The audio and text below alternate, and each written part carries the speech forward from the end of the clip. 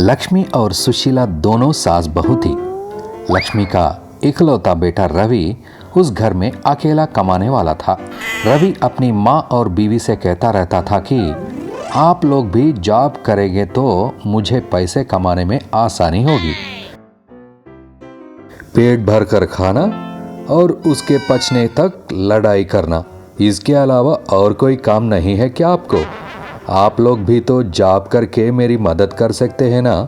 अरे बेटे, इस उम्र में मैं बाहर जाकर क्या काम करूंगी? घर में बैठकर राम नाम जपना ही मेरा काम है अब। अच्छा, इसलिए शाम होते ही सारे सीरियल देखना शुरू कर देती है। 1 मिनट भी खाली नहीं रहती तुम। जी क्या जॉब करूं मैं? कुछ जॉब करना चाहूँ तो पढ़ी लिखी नहीं हूँ, और कुछ बिजनेस करना चाहूँ तो बिजनेस आइडिया कहाँ है मेरे पास? कुछ भी करने के लिए पढ़ना लिखना और आइडिया ज़रूरी नहीं है, बस मन लगाकर काम करने की इच्छा होनी चाहिए। अच्छा, तो आप ही बताओ मैं क्या काम करूं? मेरे पास एक आइडिया है। तुम मिठाइयाँ बहुत अच्छी बनाती हो ना? जी हाँ। अच्छा, एक काम करते हैं, अगर हम लोग एक मिठाई बनाने की दुकान खोल ले तो अच्छा रहेगा। वैसे भी शादियों का सीजन चल रहा है ना। तुम तरह तरह की पकवान बनाना और माँ काउंटर में बैठेगी। क्यों, क्या बोलती हो माँ? अच्छा रहेगा ना? यार तो बहुत अच्छा है। कब शुरू करने का सोच रहे हो तुम? कब क्या, कल से ही शुरू कर देते हैं, किस बात की देरी? भगवान, जिस तरह से तूने आला वैकुंठपुरम और सरिलेरु नीकेवरु सिनेमा को सक्सेस कर दिया है, उसी तरह मैं जो स्वीट शॉप खोलने जा रही हूँ उसको भी सक्सेस कर देना। मेरे स्वीट शॉप के मुकाबले में कोई भी शॉप ना आ पाए भगवान। जिस तरह उन्होंने स्वीट शॉप खोलने का सोचा था, उसी तरह 2-3 दिनों में स्वीट शॉप की ओपनिंग कर देते और दोनों सास बहू काउंटर पर खड़े होकर बहुत ही उत्साह के साथ पहले ग्राहक का इंतजार कर रहे होते हैं। क्यों बेटी, मुझे पहचाना नहीं क्या? जी नहीं पहचाना मैंने आपको। तुम्हारे पति के ऑफिस में काम करता हूँ मैं, उसके बगल के केबिन में बैठता हूँ मैं। पैसे मैं उसे ऑफिस में दे दूंगा, तुम 1 केजी लड्डू पैक करो। सुशीला को फ्री में देना पसंद नहीं था, पर वो आदमी बुरा मान जाएगा, इसलिए उसने 1 केजी लड्डू पैक करके दे दिया। थोड़ी देर के बाद दूसरा कस्टमर आता है। बेटी, जरा 2 केजी मैसूर पाक तो पैक करना। सुशीला खुश हो जाती है कि बड़ा ऑर्डर आया है। 1 केजी मैसूर पाक 100 रुपए का है। 2 केजी मैसूर पाक का मतलब 200 रुपए। क्यों बेटी, तुमने मुझे पहचाना नहीं? जी नहीं। तुम्हारी सासू माँ है ना, उनकी बहन के बेटे की पत्नी का भाई के बेटे की जीजा हूँ मैं। देखा कितने पास का रिश्ता है अपना, कैसे नहीं पहचाना तुमने? जी हाँ, ब्लड रिलेशनशिप है अपना, और वो भी बहुत ही पास का। अच्छा, मिठाई दो, घर में पत्नी अकेली है, चलता हूँ मैं। चलता हूँ कहकर वह आदमी वहाँ से जाने लगता है। अच्छा जाओ, और फिर कभी मत आना यहाँ। दोपहर को सुशीला आराम करने घर जाती है। उसकी जगह लक्ष्मी काउंटर पर बैठती थी। इतने में एक लड़की स्वीट शॉप में आती है। हाय आंटी, मैं आपकी बहू सुशीला की क्लासमेट हूँ, और हम दोनों बेंचमेट भी हैं। अच्छा, तो मैं क्या करूँ?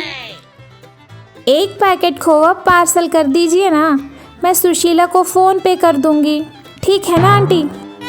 लक्ष्मी मन में उसे डांटते हुए ही उसके लिए खोवा पैक करके उसे दे देती है। शाम को तीनों बैठकर पहले दिन की कमाई कितनी हुई चेक कर रहे होते हैं। हिसाब किताब को देखने से ऐसा लग रहा है कि हमने स्वीट शॉप नहीं, फ्री में प्रसाद बांटने का काउंटर खोल रखा है। आज 1000 रुपए का सामान दुकान में से गया और हम लोगों ने सिर्फ 300 कमाए। इसका मतलब 700 का नुकसान हुआ मेरा। तो फिर क्या करें? आपका नाम बताकर एक आदमी, माँ जी का नाम बताकर एक आदमी, सब फ्री में ही लेकर चले गए। यह कोई तिरुपति में वीआईपी दर्शनम टिकट सेंटर है क्या, जिसके लिए सब रिकमेंडेशन करवा कर फ्री में लेकर जा रहे हैं? सुशीला, दोपहर को एक लड़की आई थी जो तुम्हारी क्लासमेट थी, जो खोवा पैकेट पार्सल लेकर गई और कहने लगी कि तुम ऑनलाइन में पैसे भेज दूंगी। अरे माँ जी, उसने आपको बेवकूफ़ बनाया। मैं तो कभी स्कूल ही नहीं गई हूँ। तुम जैसे बेवकूफ़ को शॉप में बिठाना ही मेरी गलती है। ठीक है, जो हो गया सो हो गया। आज के बाद किसी को भी फ्री में कुछ मत देना, चाहे देश का प्रधानमंत्री आए या राष्ट्रपति भी आए। बात ही कर रहे होते हैं कि उतने में सुशीला, देखिए प्रधानमंत्री आए हैं। कहाँ? अपने शॉप में? नहीं नहीं, टीवी में आए हैं, पहले देखिए तो। देश में कोरोना के केस दिन भर दिन बढ़ते जा रहे हैं, इसलिए हम पूरे इंडिया में लॉकडाउन घोषित कर रहे हैं। कोई भी दुकान है, स्कूल या थिएटर नहीं खुलेगी। अगर कोई इस रूल को तोड़कर दुकानें खोलता है तो उसकी दुकान जब्त कर ली जाएगी। तीनों बहुत दुखी हो जाते हैं। यह क्या हो गया? जिस दिन सिनेमा रिलीज हो रही है उस दिन ही भारत बंद प्रकट कर दे तो कैसा लगेगा? अपनी दुकान के साथ भी यही हुआ है। तीनों घर में बैठकर दुखी हो रहे होते हैं। रवि न्यूज़पेपर पढ़ते हुए, जल्दी ही कोरोना वैक्सीन मार्केट में आने वाली है, प्रजा उस वैक्सीन के लिए तैयार रहे, आपकी प्रधानमंत्री बोल रहा है। लॉकडाउन के बाद अनलॉकडाउन होने से तीनों बहुत खुश होते हैं। अनलॉकडाउन के बाद उनकी मिठाई की दुकान धीरे धीरे जोर पकड़ लेती है और उनके दुकान में कई कस्टमर आने लगते हैं।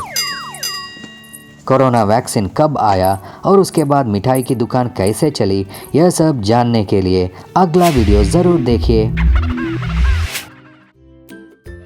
उसने कहा। सास जाकर वो मैजिकल माइक लेकर आती है। उसे देखकर, इसकी क्या स्पेशलिटी है सासू माँ?